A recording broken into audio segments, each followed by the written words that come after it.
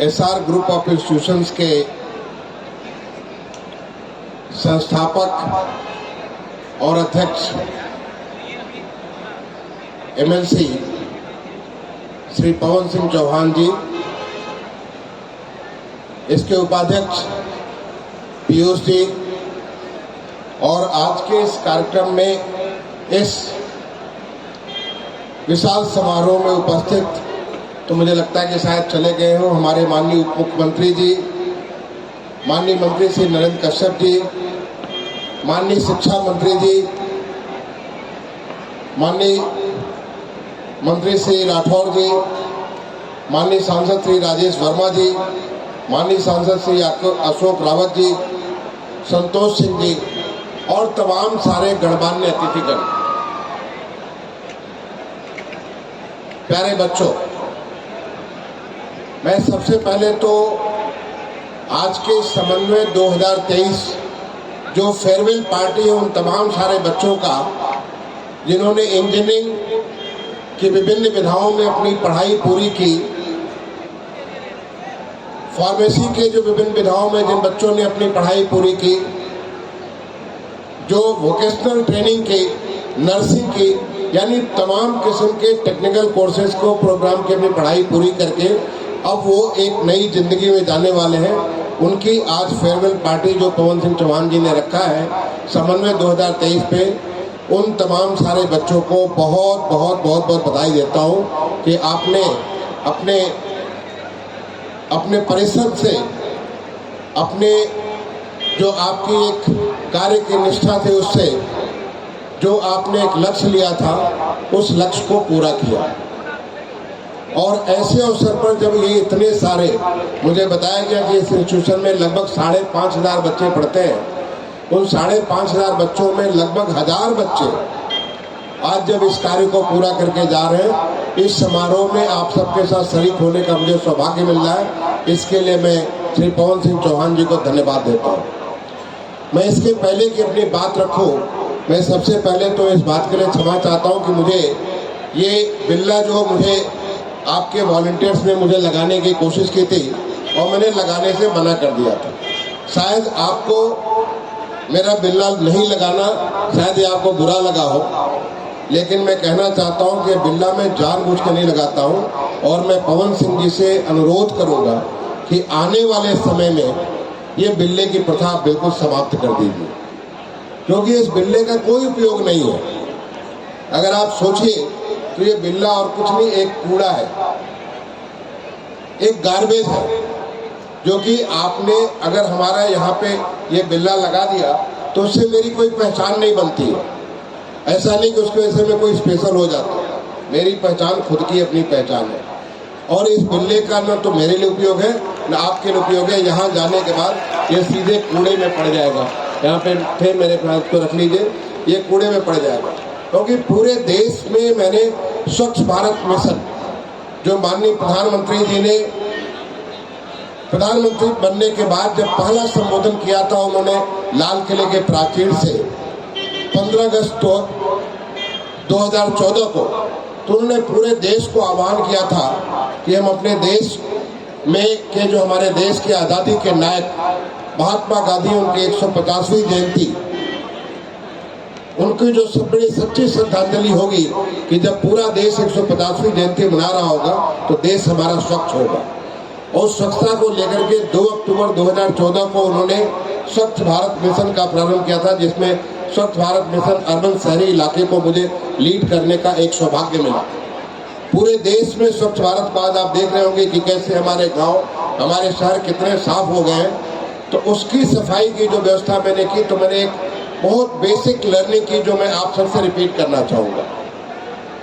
उसका जो 3 मंत्र है, 3 R है, रिड्यूस, रीयूज और रिसाइकिल। जितने कूड़े को आप कम कर सकते हैं अपने जिंदगी से, वो आपके लिए अच्छा होगा। वो एक आपको प्रेशर होता है।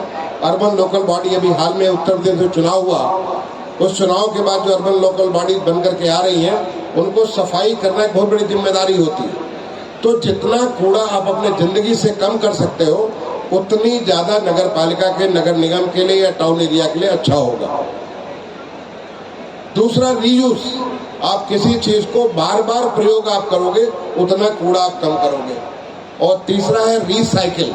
ऐसी तमाम सारी चीजें जिसको आप रिसाइकिल जब करोगे तो एक नई चीज का उपयोग होगा, उसको नए उपयोग में आप लगाएंगे और उसके माध्यम से भी कूड़े की टोटल मात्रा कम होगी।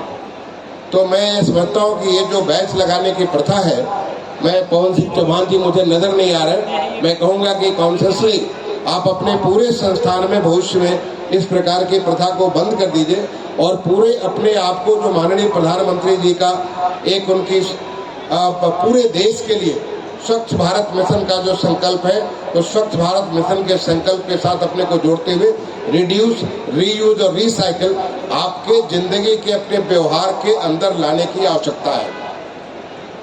इनफैक्ट अभी हाल में आपको ख्याल होगा, थोड़े दिन पहले केवड़िया में माननीय प्रधानमंत्री जी ने यूएन के जनरल सेक्रेटरी के साथ उन्होंने एक नया कार्यक्रम प्रारंभ किया, एक नई अभियान, एक नई चीज चालू की, life for environment, life programme, life for environment. यानी हमारे जीवन में ऐसे कुछ कार्य करें जो कि हम इन्वायरमेंट के प्रति अपनी संबद्धता, अपना कमिटमेंट, इसको हम लोग जता सकें। हमारे जीवन के व्यवहार में, विचार में, बातों में ऐसा कुछ कर सकें जिससे कि हम कम से कम जो आज क्लाइमेट चेंज, जो जलवायु में परिवर्तन है, कितना बड़ा एक हमारे लिए खतरा, हर एक के लिए खतरा पैदा कर रहा है, पूरे प्रकृति के लिए खतरा पैदा कर रहा है। उस जलवायु परिवर्तन में कैसे हम क्या काम करें अपने जीवन में जिससे कि हम उससे कम उसका नुकसान कर सके। और इसी के तहत जो COP26 में ग्लासगो में माननीय प्रधानमंत्री जी ने एक लक्ष्य निर्धारित किया कि 2070 तक हम जीरो एमिशन के कंट्री, जीरो कार्बन इमिशन के कंट्री बनेंगे, जिस लक्ष्य की तरफ हमारा देश बहुत तेजी से बढ़ रहा है। तो ये भी मैं चाहूंगा कि आप सारे लोगों से, इतने सारे लोग हैं, सबसे कहूंगा कि जो हमारा लाइफ फॉर इन्वायरमेंट, ये भी हमें अपने जीवन में अपनाने की बात है। अब मैं आता हूं तमाम सारे बच्चों के लिए, जो बच्चे कड़ी मेहनत से, अपने दृढ़ संकल्प से और अपने परजीवरन से आज अपनी जिस शिक्षा के लिए वो यहाँ पे इस SR ग्रुप ऑफ इंस्टीट्यूशन में उन्होंने दाखिला लिया था, उसको सफलतापूर्वक पूरा करते हुए अब एक नई जिंदगी में आप जाने जा रहे हैं। आपका जो है नया पदार्पण होगा, एक आपको नई जिंदगी मिलेगी। अभी तक तो आप जब स्कूल यहाँ पे पढ़ते थे, स्कूल में थे, तो मैं भी अपने माँ बाप के, अपने अभिभावकों की छाया में आप पढ़ा करते थे।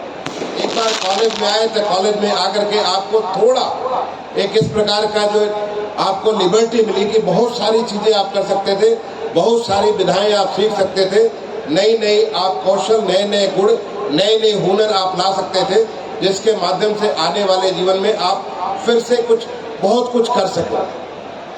लेकिन अब आपको वक्त है जब आप रियल लाइफ में घुसने वाले हैं। रियल लाइफ में आपके लिए एक असीम संभावनाएं, एक अपार संभावनाओं का दुनिया आपके सामने होगा। और ऐसे में आपने जो कुछ यहाँ पे सीखा है, उस सीख को कैसे आप जिंदगी में उभारेंगे, कैसे आप जिस किसी क्षेत्र में आप जाएंगे, आप एक इंजीनियर हैं, आप एक फार्मेसी के एक्सपर्ट हैं, आप नर्सिंग के, जिस किसी क्षेत्र में जाएंगे उस क्षेत्र में आप क्या कुछ कर सकते हैं, कैसे कर सकते हैं। क्योंकि आज हमारा देश बदल रहा है, ये देश का अमृत काल है। इस अमृत काल में देश में जिस प्रकार का, जिस तेजी के साथ देश का विकास हो रहा है, जिस तेजी के साथ हमारे प्रदेश का माननीय मुख्यमंत्री जी ने देश का ग्रोथ इंजन बनाने का संकल्प लिया और इसको $1 ट्रिलियन इकोनॉमी बनाने का माननीय मुख्यमंत्री ने संकल्प लिया। ऐसे में आप हमारे प्रदेश में जहाँ कहीं जा रहे हैं, कैसे आप अपने हुनर से आप आगे बढ़ सकते हैं। और ऐसे में आपकी जो ह्यूमन स्किल्स है, आपकी टेक्निकल स्किल्स तो काम आएगी, साथ ही साथ आपकी ह्यूमन स्किल्स, आप कैसे लोगों के साथ एक ऐसा नेटवर्क बना करके कैसे आप टीम वर्क के साथ काम कर सकते हैं, आपका क्या एटीट्यूड है, माइंडसेट क्या है, क्या पॉजिटिव माइंडसेट के साथ काम कर सकते हैं, किस प्रकार की आपकी थिंकिंग है, कैसे क्रिटिकली चीजों को एनालाइज करके किसी कठिन से कठिन समस्या को कैसे आप निदान कर सकते हैं। क्योंकि अब वहाँ पे आपके न प्रोफेसर होंगे और न तो आपके जो आपके टीचर्स होते हैं, माँ बाप होते हैं, वो नहीं होंगे, बल्कि सीधा सीधा अब तो आपको पानी के अंदर उतर करके तैरना सीखना नहीं बल्कि तैरना है, क्योंकि अब आपकी एक नई जिंदगी की शुरुआत है। आज हमारे देश में जिस प्रकार से एंटरप्रेन्योरशिप, स्टार्टअप, इनोवेशंस, ये नई नई चीजें जिस प्रकार से निकल करके आई हैं, ये बड़ी सारी संभावनाएं खोल देती हैं। उन संभावनाओं के भीतर आप एक खुद एंटरप्रेन्योर बन सकते हैं। आप एक अपना खुद का बिजनेस, एक स्टार्टअप आप प्रारंभ कर सकते हैं। इसके लिए राज्य सरकार, भारत सरकार ऐसी तमाम सारी आपको मौके देती है। उन मौकों को लाभ लेने के लिए आप उनका लाभ लेकर के कैसे आप एक एम्प्लॉय नहीं बल्कि एम्प्लॉयर बन सकते हैं। और मैं देखता हूं कि जो बच्चे, मुझे बताया गया कि एसआर कॉलेज ऑफ इंस्टीट्यूशन के माध्यम से बहुत सारे बच्चे आगे जीवन में अच्छा कार्य किए हैं। अब आप ऐसी धरातल पूरे देश में बन रही है कि जिसके माध्यम से आपने जो कुछ भी सीखा है यहाँ पे, उससे कैसे जिंदगी में आगे बढ़ेंगे। आपको सपने देखना, सोचना, सपने देखना प्रारंभ करना हो। आप सपने देखें और उस सपने को साकार करने के लिए उस दृढ़ता के साथ अगर आप लग जाए कि हमारे क्या सपने हैं, उन सपनों को कैसे हम साकार करेंगे, तो फिर आप जीवन में बहुत कुछ आगे बढ़ सकते हैं। तो मुझे लगता है कि इसमें आज जब एक खुशी का माहौल है, एक आपका समन्वय 2023 के माध्यम से एक सेलिब्रेशन का माहौल है। इस सेलिब्रेशन के माहौल से आप अपनी सारी खुशियों को यहाँ पे बांट के जब आप निकलेंगे तो एक नई खुशी का रास्ता बनाने के लिए, जो आपके लिए ही नहीं बल्कि सारे के सारे देश के लिए, सारे लोगों के लिए होगा। ऐसे लोग जिनकी आवाज नहीं है, उनकी कैसे आप आवाज बन सकते हैं। ऐसे लोग जिनकी मदद की जरूरत है, कैसे आप उन्हें सहायता दे सकते हैं।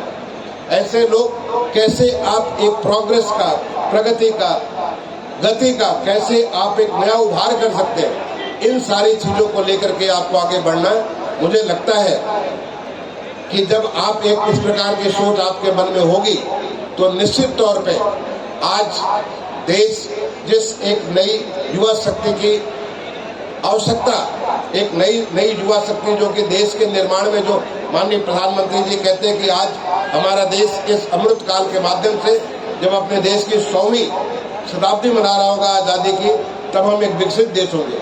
और विकसित देश तब होंगे जब हर कोई अपना पूरा का पूरा अपनी क्षमता के मुताबिक अधिक से अधिक योगदान देगा। और इस योगदान देने वाले में आप तो ऊर्जा से भरे हुए नौजुवक हैं। आप जहां भी जाएं वहां पे अपनी पूरी क्षमता के मुताबिक जो भी संभावनाएं बन सकती है, उन संभावनाओं को साकार करें। मैं तो आप सारे लोगों को, आप सारे बच्चों को अपने तरफ से आशीर्वाद भी देता हूँ, शुभकामनाएं भी देता हूँ। हमारे कलाम साहब ने कहा था कि आप सपने वो देखिए जो कि सोने में नहीं बल्कि आपको सोने नहीं दे, ऐसे सपने देखिए और उन सपनों को साकार करने के लिए जिंदगी में आप आगे बढ़िए। मैं आप सारे लोगों को, जो स्टीव जॉब्स ने एक कॉन्वोकेशन एड्रेस में कहा था, वो बड़ी इंपॉर्टेंट बात कही थी उन्होंने कि स्टैंड आप ये लोगों को आशीर्वाद देते हुए, स्टीव जॉब्स का तो आपने नाम सुना होगा, उन्होंने कहा था स्टे हंग्री स्टे फुलिश। यानी मैं भी आपको उस बात को रिपीट करूंगा। आप ऐसा नहीं सोचे कि आपने जिंदगी का आप एक डिग्री हासिल कर लिए तो आपने सब कुछ प्राप्त कर लिया। इस डिग्री के बाद आपको पूरी जिंदगी सीखते रहनी है। Stay hungry and stay foolish. मैं आज भी प्रदेश का मुख्य सचिव हूँ, भारत सरकार में सचिव था, लेकिन मेरा सीखना कभी भी बंद नहीं हुआ। लगातार मैं सीखता रहता हूँ, लगातार सोचता हूँ कि कैसे अपने स्किल को और बेहतर बना करके अपने देश के लिए और ज्यादा मैं कुछ क्या कर सकता हूँ। तो आपका तो ये युवा, आप इस समय तो पूरे एनर्जी से भरपूर है। आपको हमेशा जीवन में सीखना बंद नहीं करना। कभी ये नहीं सोचना है कि हम तो चलो हमने अपने चरम को प्राप्त कर लिया। चरम कभी नहीं होता, बल्कि ये हमारी पूरी जीवन एक ऐसी यात्रा है। इस यात्रा में एक नई चीज के खोज में हमेशा आप आगे बढ़ते रहेंगे। और मेरा यही आपको शुभकामना है कि आप हमेशा सीखने के लिए भूखे बने रहें, आप हमेशा सीखने के लिए आप सोचते रहे कि हम तो अभी फुले समय और कुछ आगे बढ़ना है, तब आप जीवन में बहुत कुछ कर सकेंगे। मैं एक बार दोबारा उन तमाम सारे टीचर्स को जिन्होंने इन बच्चों को इस रूप में लाने के लिए मदद किया है, प्रिंसिपल्स को और जो अभिभावकों को, माँ बाप ने जितनी सारी आपने कष्ट सह करके आपको यहाँ पे पढ़ाया है, आपको इस लायक बनाया कि आप जिंदगी में आगे बढ़ सके, उन सबका अभिवादन करता हूँ। उन सबको मैं अपनी तरफ से अभिनंदन करता हूँ और एक बार दोबारा श्री पवन सिंह चौहान जी को अपने तरफ से धन्यवाद दूंगा कि आपने यहाँ पे मौका दिया मुझे आप सबके साथ आकर के बात करने के लिए। इन बातों के साथ मैं अपने वाणी को विराम दूंगा। धन्यवाद। जय हिंद।